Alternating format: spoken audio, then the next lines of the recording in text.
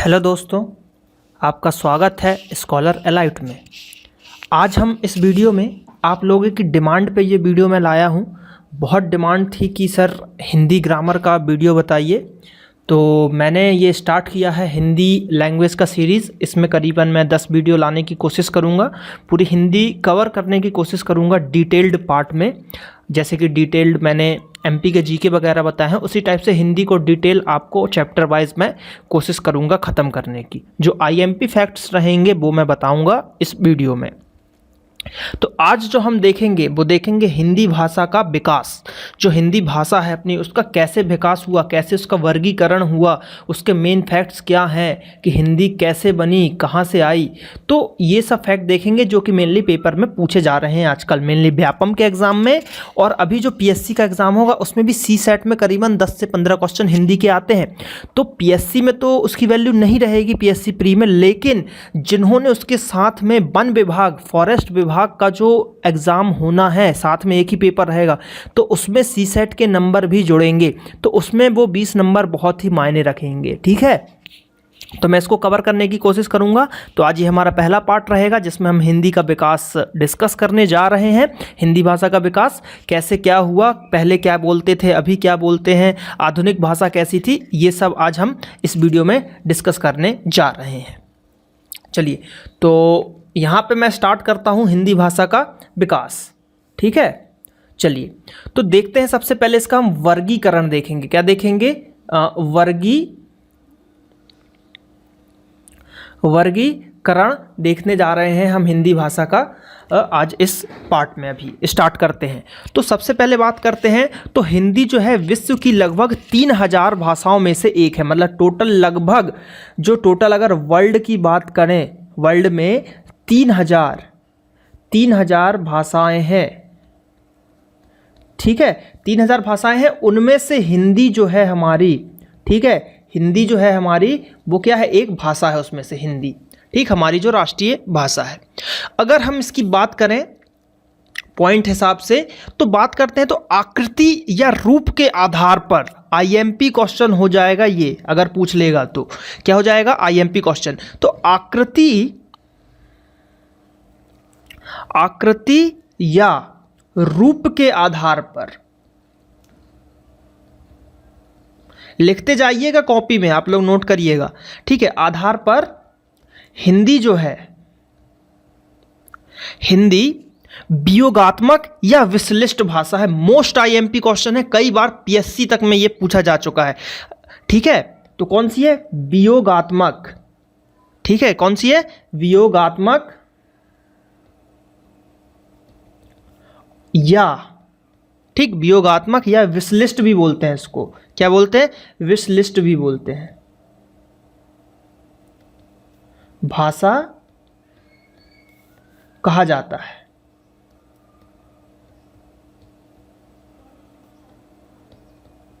ठीक, तो ये एक पॉइंट हो गया। और ये बहुत ही आईएमपी क्वेश्चन है कि क्वेश्चन पूछ लिया जाएगा, रूप के आधार पर हिंदी भाषा को क्या कहा जाता है, या फिर आकृति के आधार पर हिंदी भाषा को क्या कहा जाता है। ऑप्शन ए वियोगात्मक, ऑप्शन बी विश्लिष्ट, ऑप्शन सी ए और B, option D none of this. तो इसका आंसर क्या हो जाएगा? ऑप्शन सी ए और बी दोनों, या तो वियोगात्मक कहा जाएगा या विश्लिष्ट कहा जाएगा। तो इस टाइप से क्वेश्चन दिए जाते हैं। अब अगला पॉइंट क्या बोला जा रहा है यहाँ पे, भाषा परिवार के आधार पर हिंदी भारतीय परिवार की भाषा। मतलब भाषा का जो परिवार है, मतलब एक परिवार के, उनको एक फैमिली में रखा गया है, तो परिवार के आधार पर हिंदी जो है भारोपीय, इंडो यूरोपियन परिवार की भाषा होती है। तो हिंदी किसकी है? भारोपीय या इंडो यूरोपियन। तो इसको लिख लीजिए कि जो भाषा के परिवार के अगर आधार पर बात की जाए तो ये भारोपीय है, या फिर इंडो, इंग्लिश में अगर बात करें तो इंडो यूरोपियन है। ठीक है, इंडो यूरोपियन इसको लैंग्वेज भी बोला जाता है। ठीक है, अब भारत में अगर बात करते हैं तो भारत में जो है 4 भाषा परिवार मेनली फेमस है। ठीक है, कितने? भारत में 4 भाषा, ठीक है, कितने? 4 भाषा परिवार फेमस है। ठीक, तो पहला कौन सा है? पहला भाषा जो हो जाएगा तो वही आपका भारोपीय, जो कि है इंडो यूरोपियन। तो भारोपीय ठीक। अगर दूसरे की बात करते हैं, दूसरे भाषा की, तो दूसरा हो जाएगा द्रविड़। दूसरा क्या हो जाएगा? द्रविड़। ठीक, सॉरी ये द्रविड़ नहीं है, द्रविड़ है। ठीक, द्रविड़। तीसरा भाषा क्या हो जाएगा आपका? ऑस्ट्रिक। तीसरा जो परिवार हो जाएगा वो क्या हो जाएगा? ऑस्ट्रिक हो जाएगा। और चौथा जो होगा, चौथा क्या है? चीनी तिब्बत। क्या हो जाएगा? चीनी तिब्बती या तिब्बती। ठीक, अब ये तो हो गए। अब अगर हम बात करें इनके परसेंटेज की, तो बोलने का जो प्रतिशत है ना, यहाँ पे हम लिखते हैं बोलने का प्रतिशत। देखिए ये सब डेटा आपको जो है लूसेंट, हिंदी की लूसेंट की जो बुक आती है, उसका cover I think sky blue type का जो कवर रहता है हिंदी की, तो बहुत अच्छी बुक है। उस बुक को आपको पूरा कवर करना है, उसमें ये सारी चीज़ें मिल जाएंगी। मैं इसको एक्सप्लेन कर रहा हूँ, बुक में तो लिखी हुई है। ठीक है, तो बोलने में और कुछ चीज़ें मैं एक्स्ट्रा ऐड करूँगा जो कि बुक में नहीं दी गई हैं। ठीक है, तो बोलने का जो प्रतिशत है ना, बोलने का प्रतिशत, तो ये कैसा है? देखिए, तो भारोपीय जो है, इंडो यूरोपियन 73% बोली जाती है अपने यहाँ। द्रविड़ जो है बोली जाती है कितना? 25% बोली जाती है। और ऑस्ट्रिक जो है 1.3% बोली जाती है। और लास्ट वाला जो बचेगा वो कितना हो जाएगा? 0.7%। तो ये डेटा भी काफ़ी IMP है PSC के हिसाब से। CSET में वो पूछ लेंगे कि चीनी तिब्बती भाषा इंडिया में कितने प्रतिशत बोली जाती है ना? चीनी तिब्बती वो पूछ लेंगे कि इंडिया में कितने प्रतिशत बोली जाती है, तो आपको फिर उसका जवाब देना पड़ जाएगा। तो ये IMP क्वेश्चनों में से हो जाते हैं। ये जो चीज़ें मैं बता रहा हूँ सभी IMP क्वेश्चनों में से हैं। अब बात करते हैं जो हमारा हिंदी भाषा है ना, हिंदी भाषा है, तो उसको कितने कालों में बांटा गया था, है ना, सबसे पहले तो। ठीक है, तो चलिए इसको आप लिख लीजिए कॉपी में अगर आप लिखना चाहें तो, अदरवाइज वीडियोस तो आपके पास हैं, रिवीजन करते रहिएगा। देखते हैं अब जो मैं बात बताने जा रहा हूं, ध्यान से देखिएगा कि जो हिंदी भाषा जो है इसको 3 काल में विभाजित किया है। हिंदी भाषा को, हिंदी जो अपनी भाषा है उसको जो है 3 कालों में विभाजित किया गया है।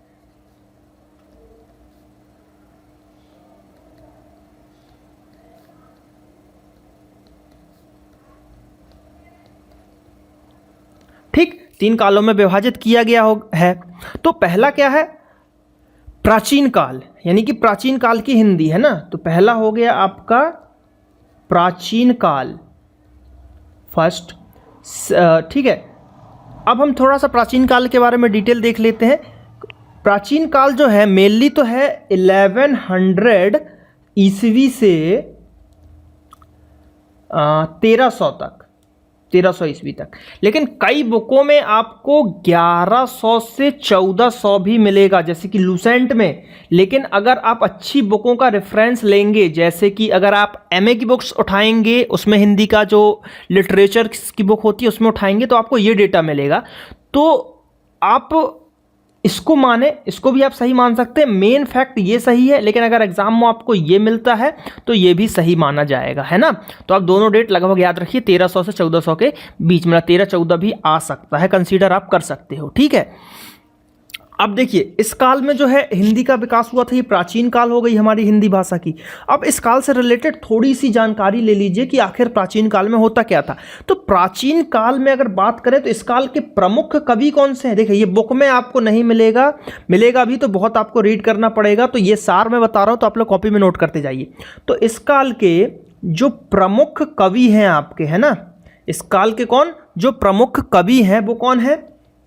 अमीर खुसरो, है ना। कौन? अमीर खुसरो। ठीक, अमीर खुसरो हो गए। चंदबरदाई हो गए। कौन? चंदबरदाई। चंदबरदाई की रचना का नाम क्या है? पृथ्वी राज रासो, है ना, पृथ्वीराज रासो। ठीक, तो ये इनकी रचना हो गई। तो ये 2 कवि बहुत ही मुख्य थे, और भी कवि थे लेकिन ये दोनों ज़्यादा फेमस है, अमीर खुसरो और चंदबरदाई। ठीक है, अब इसी काल में जो मुकरियां होती हैं ना, क्या? मुकरियां, एक मुकरियाँ होती हैं। तो मुकरियाँ भी प्राचीन काल में फेमस हुई थी। मुकरियाँ क्या होती हैं, लिख लीजिए, ये एक प्रकार की पहेली होती है जिसके अंत में उसका उत्तर होता है। यानी कि एक पहेली है, मुकरियाँ एक तरीके की क्या है,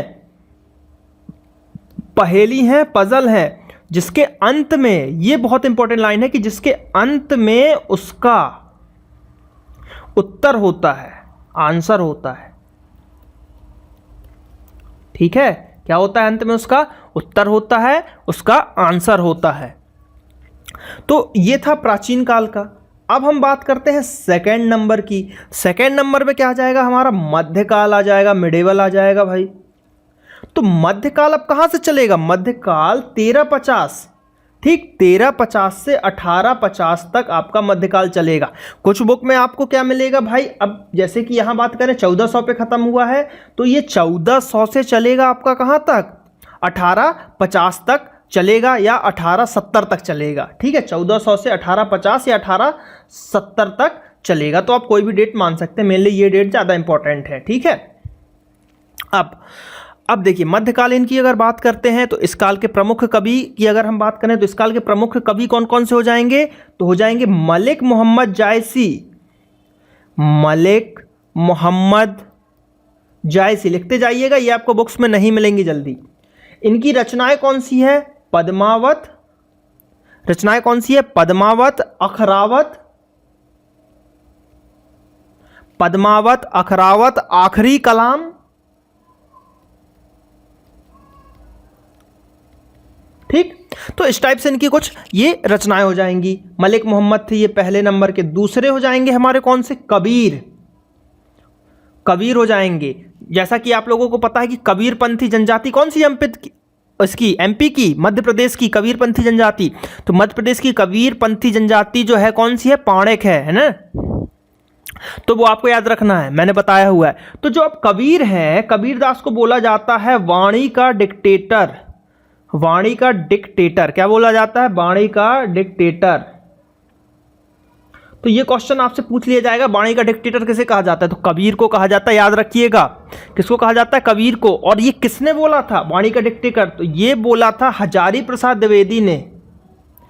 हजारी प्रसाद द्विवेदी जी ने बोला हुआ था इनको, कबीर जी को। और भी है जैसे कि तुलसीदास, तुलसीदास भी मध्यकालीन के थे। उसके बाद सूरदास की बात करें तो सूरदास भी मध्यकालीन के थे। ठीक, सूरदास भी मध्यकालीन थे। सूरदास को क्या बोला जाता था, सूरदास का भी कुछ एक नाम है जो उनको बोला जाता है। तो सूरदास को जो बोला जाता है वो बोला जाता है अष्ट छाप का जहाज। क्या बोला जाता है सूरदास जी को, अष्ट छाप का जहाज, जहाज बोला जाता है सूरदास जी को। तो ये मध्यकालीन की बात हो गई, मतलब प्राचीन काल हिंदी, मतलब प्राचीन कालीन हिंदी की बात चल रही है। प्राचीन हिंदी, मध्यकालीन हिंदी, और अब जो थर्ड आएगा हमारा, थर्ड क्या आएगा, आधुनिक हिंदी। आधुनिक हिंदी तो ये कब से चलेगी, या तो आप इसको 1870 ले लो या नहीं तो 1850 से अभी तक या अब तक। ठीक, तो ये आपकी आधुनिक हिंदी अभी चलेगी, ये थर्ड जो आपकी अभी जो प्रेजेंट में हिंदी चल रही है।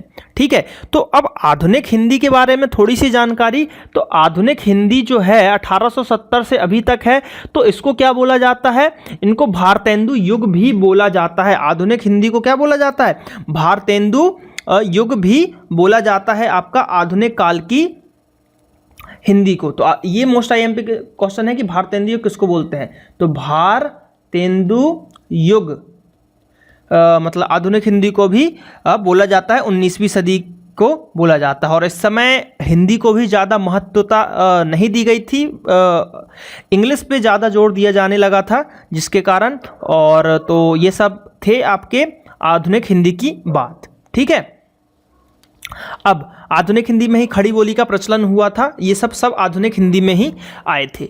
ये हो गया। अब जो हम थोड़ा सा देखने जा रहे हैं, अब थोड़ी हिंदी की बात कर लेते हैं कि हमारी हिंदी भाषा क्या थी, कैसी थी।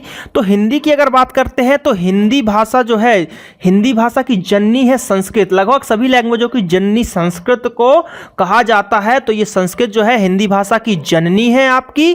ठीक है, संस्कृत कौन सी है, हिंदी, मतलब हिंदी जो है संस्कृत से ही निकली है, तो हिंदी भाषा जो है संस्कृत भाषा की आपकी जननी हो जाने वाली है। तो हिंदी जो है संस्कृत भाषा की जो है जननी हो जाने वाली है, जिससे बहुत ही अच्छा है, क्योंकि हिंदी भाषा जो है बहुत ही अच्छी। ठीक है, चलिए, तो संस्कृत से हिंदी बनी है। तो अब हिंदी का हम विकास देख लेते हैं कि कैसे हुआ है हिंदी का विकास। तो सबसे पहले आई संस्कृत भाषा, ठीक। संस्कृत के बाद आई आपकी पाली भाषा, पाली के बाद आई आपकी क्या, प्राकृत भाषा, प्राकृत, प्राकृत के बाद आई अपभ्रंश, ठीक, अपभ्रंश आई। उसके बाद क्या आई, अबहट आई, ठीक, अबहट आई। उसके बाद प्राचीन या प्रारंभिक हिंदी बोल सकते हैं। इसके बाद आई आपकी हिंदी, ठीक। इसके बाद क्या है, हिंदी। तो ये क्रम आपको याद रखना पड़ेगा, एग्जाम में ये क्रम पूछ लेते हैं। ऐसे 4 आपको ऑप्शन दे देंगे, उनमें से बोलेंगे सही क्रम कौन सा है। तो संस्कृत, पाली, प्राकृतिक, अपभ्रंश, अबहट और हिंदी। लेकिन अगर बात करें तो एक पॉइंट है जो आईएमपी है, बहुत ही बोला जाता है कि इतिहास, हिंदी भाषा का इतिहास, हिंदी भाषा जो है हमारी, तो हिंदी भाषा का इतिहास का आरंभ, ठीक है, हिंदी भाषा के इतिहास का आरंभ जो हुआ है वो हुआ है अपभ्रंश से, ठीक। किससे हुआ है, अपभ्रंश से माना जाता है। तो ये आपका 3 स्टार क्वेश्चन हो गया, 3 स्टार आईएमपी हो गया, ठीक है।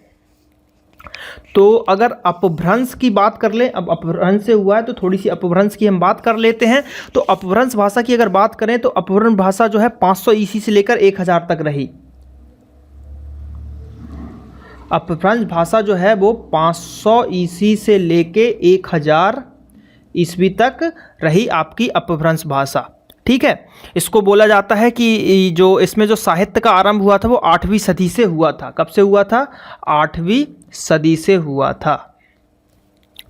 अब जो 8वीं से 13वीं सदी तक रहा होगा। तो इसके जो कवि जो हैं, स्वयंभू एक जो कवि थे, ये बहुत ही फेमस थे, स्वयंभू कवि अपभ्रंश भाषा के लिए। कौन थे, स्वयंभू कवि, स्वयंभू कवि जो थे अपभ्रंश भाषा के लिए बहुत ही फेमस थे। उनको अपभ्रंश का वाल्मीकि कहा जाता था। क्या बोला जाता था, अपभ्रंश, अपभ्रंश भाषा का वाल्मीकि कहा जाता था, ठीक, वाल्मीकि कहा जाता था, ठीक है, वाल्मीकि कहा जाता था। तो ये बहुत ही इंपॉर्टेंट क्वेश्चन हो जाता है आप लोगों के लिए। ये क्वेश्चन आ जाएगा कि अपभ्रंश भाषा का वाल्मीकि किसको कहा जाता था। तो अपभ्रंश भाषा का अगर वाल्मीकि की बात करें तो वो किसको कहा जाता है, स्वयंभू को कहा जाता है। याद रखिएगा, स्वयंभू को कहा जाता है। अब जो अपभ्रंश भाषा है तो उसका जो है आधुनिक भारतीय जो आर्य भाषा में है, कहाँ पे कैसा यूज़ किया जाता है, तो वो थोड़ा सा आप लोग देख लीजिए जो मैं आपको बताने जा रहा हूँ। बुक्स में भी मिल जाएगा। जैसे कि बात करते हैं सौर सेनी की, क्वेश्चन पूछ लेते हैं सौर सेनी, ये अपभ्रंश के भेद हो जाएंगे आपके। तो सौर सेनी की अगर बात करें तो इसके अंतर्गत आती है पश्चिमी हिंदी, इसके अंतर्गत आती है आपकी पश्चिमी हिंदी, फिर आती है इसके अंतर्गत राजस्थानी, गुजराती और पूर्वी हिंदी, राजस्थानी और गुजराती, पश्चिमी हिंदी, राजस्थानी और गुजराती। देखिए पश्चिमी हिंदी की बात हो गई तो पश्चिम में देखिए राजस्थान भी पश्चिम में है, गुजरात भी पश्चिम में, दोनों अगल बगल में है, तो इसलिए सौर सेनी में आ गए। अब इसको आप याद कैसे रख सकते हैं, राजस्थान में वैसे ही आप लोग जानते हैं बहुत ही राजा महाराजा पहले से फेमस थे, तो सौर सेनी उनका जो सेन था, मतलब सौर्य था, बहुत ही ऊपर था, तो सौर सेनी, राजस्थानी, गुजराती, इस टाइप से आप इसको याद कर सकते हैं। अब अर्धमागधी की बात करें, है ना, अर्धमागधी की बात करें, आधी मागधी, है ना, मगधी बोल सकते हैं, मगध साम्राज्य जो कि बिहार में था, है ना। तो अर्धमागधी, अर्धमागधी की बात करें तो ये पूर्वी हिंदी हो जाती है आप लोगों की, पूर्वी हिंदी हो जाने वाली है। लेकिन मागधी सिर्फ इसमें एक ही है, पूर्वी हिंदी। अब लेकिन मागधी की बात करते हैं तो मागधी के अंदर जो है यानी कि मगध की बात करें तो मगध साम्राज्य आपको पता है बिहार था, बिहार में था, कलिंग उसके बगल में था, तो उड़ीसा हो गया, है ना। बिहार, उड़ीसा, बंगला, असमिया, ये सब पूर्व में है ना, बिहार से सटे, ठीक। बंगला, ठीक, असमिया या असम की जो लैंग्वेज है आपकी वो, तो ये सब क्या हो जाएंगे आपके मागधी में। मगध, मगध से रिलेटेड यानी कि पूर्व में भी बिहार, उड़ीसा, बंगला और असमिया। तो इसमें से एक बार क्वेश्चन पूछा गया था कि बंगला किस टाइप की मतलब लैंग्वेज है, तो वो थी मागधी लैंग्वेज, ठीक है। खस पूछते हैं आजकल, खस बहुत ही फेमस क्वेश्चन आजकल हो गया, आजकल यानी कि ये लगभग 1 साल के अंतर्गत, पिछले साल से ये बहुत ही इंपॉर्टेंट है, लगभग हर ही एग्जाम में पूछा जाता है, चाहे वो एमपी पुलिस हो, चाहे एमपी पीएससी हो, चाहे व्यापम के एग्जाम हो, ये खस लैंग्वेज बहुत इंपॉर्टेंट है। तो खस लैंग्वेज जो है पहाड़ी एरियाओं में बोला जाता है, याद रखिएगा। पूछा गया था कि खस कहाँ पे, नहीं, पूछा गया था कि पहाड़ी एरियाओं में कौन सी जो अपभ्रंश भाषा के भेद हैं वो यूज होते हैं, तो वो है खस। अब बात करते हैं ब्राचर। ब्राचर भी एक वो है, तो इसके अंतर्गत जो है पंजाबी और सिंधी को यूज किया जाता है, पंजाबी और सिंधियों को यूज किया जाता है ब्राचर। तो ये आपको याद रखना पड़ेगा, पंजाबी सिंधी लगभग एक ही है, सिंध प्रांत और पंजाब, इसलिए पंजाबी सिंधी लगभग सी मिलती है। तो यहाँ पे क्या हो जाएगा, ब्राचर, मतलब पंजाब और सिंध दोनों एक ही साथ है, तो आप उसको याद रख सकते हैं, पंजाब सिंध में ब्राचर रहती है। और महाराष्ट्री बचा, लास्ट वाला जो बचा आपका, लास्ट वाला क्या बचा, महाराष्ट्री। तो इसमें क्या है आपका, इसमें तो मराठी है, महाराष्ट्र की बात आ गई तो महाराष्ट्र में तो मराठी। तो मेनली जो मैं आईएमपी बता रहा हूं आपको, एक खस, दूसरा मागधी, इनमें से बहुत क्वेश्चन पूछे जाते हैं, ये 2 सेक्शन से बहुत ही क्वेश्चन पूछे जाते हैं, तो उनको आप लोगों को याद करना बहुत ही जरूरी है। ये जरूर आप लोग याद कीजिएगा, बहुत ही आईएमपी चीज़ें हैं, इसमें मैंने सिलेक्टेड चीज़ें जो हैं बताई हुई है, तो वो आपको याद रखना है। देखिए एक चीज़ और मैं आप लोगों को बता देता हूं, एक जो क्वेश्चन आता है कि तुलसीदास की जो रचना है आपकी, कौन सी है तुलसीदास की रचना, जो आपकी तुलसीदास थे उनकी रचना क्या थी, रामचरितमानस, रामचरितमानस थी, ठीक। तो रामचरितमानस जो है वो किस लैंग्वेज में लिखी गई है, ये क्वेश्चन भी आजकल बहुत ही ट्रेंड में चल रहा है ना। तो ये जो थी हिंदी में थी, मागधी में थी, अवधी में थी, किस में थी, तो अधिकतर लोग जो हैं अवधी लगा देते हैं, लेकिन सिर्फ वो अवधी नहीं है, हमेशा याद रखिएगा, गलत हो जाएगा सिर्फ अगर आप अवधी लैंग्वेज लगा के आ जाते हो तो। सिर्फ अवधी नहीं है, वो जो लिखी गई है वो लिखी गई है बैसवाड़ी अवधी लैंग्वेज में, किसमें, बैसवाड़ी अवधी लैंग्वेज में। तो ये याद रखिएगा, ये क्वेश्चन मैंने देखा है मेरे बहुत से स्टूडेंट्स ने गलत किया है, बताने के बावजूद सीधे फर्स्ट ऑप्शन अवधि मिला और अवधि लगा दिया, अवधि नहीं है, बैसवाड़ी अवधि है, ठीक है। तो ये आप लोगों को याद रखना बहुत ही ज़रूरी है, ठीक है। तो इस वीडियो में मैंने लगभग जो हिंदी भाषा का विकास है उसको मैंने बहुत ब्रीफ में मतलब कवर किया हुआ है, बाकी हमको ज़्यादा डिटेल अभी नहीं चाहिए इसकी, क्योंकि हिंदी लिटरेचर हमको नहीं पढ़ना है। तो जो बेसिक क्वेश्चंस थे जिससे बनते हैं एग्ज़ाम में वो मैंने यहाँ पे कवर किया हुआ है, तो वीडियोज़ को ज़रूर देखें आप लोग, है ना। तो ज़्यादा से ज़्यादा वीडियोज़ को देखते रहिए, शेयर करते रहिए। यहाँ पे आपको एक लाल बटन दिख रहा होगा, इसको आप लोगों को सब्सक्राइब करना है। जितना ज़्यादा आप सब्सक्राइब करेंगे उतना मेरे लिए भी अच्छा होगा, आप लोगों के लिए भी बहुत ही फ़ायदेमंद रहेगा। और जैसे ही इसका नेक्स्ट पार्ट आएगा तो आप लोगों को नेक्स्ट पार्ट भी आपको मिल जाएगा, ठीक है। और फेसबुक लिंक भी आप लोगों को मिल जाएगी जल्द से जल्द, ठीक है। तो फेसबुक पेज को भी आप लाइक कर पाएंगे और नेक्स्ट वीडियोस वगैरह भी आप देख पाएंगे, जिससे आप लोगों को आसानी होगी फ्री एजुकेशन लेने में। बहुत ही डिमांड है हिंदी ग्रामर की, इसलिए मैंने ये लाया हूँ, और जल्द से जल्द आप लोगों के सामने और भी हिंदी के पार्ट अपडेट होते जाएंगे। चलिए, थैंक यू, मिलते हैं नेक्स्ट पार्ट में।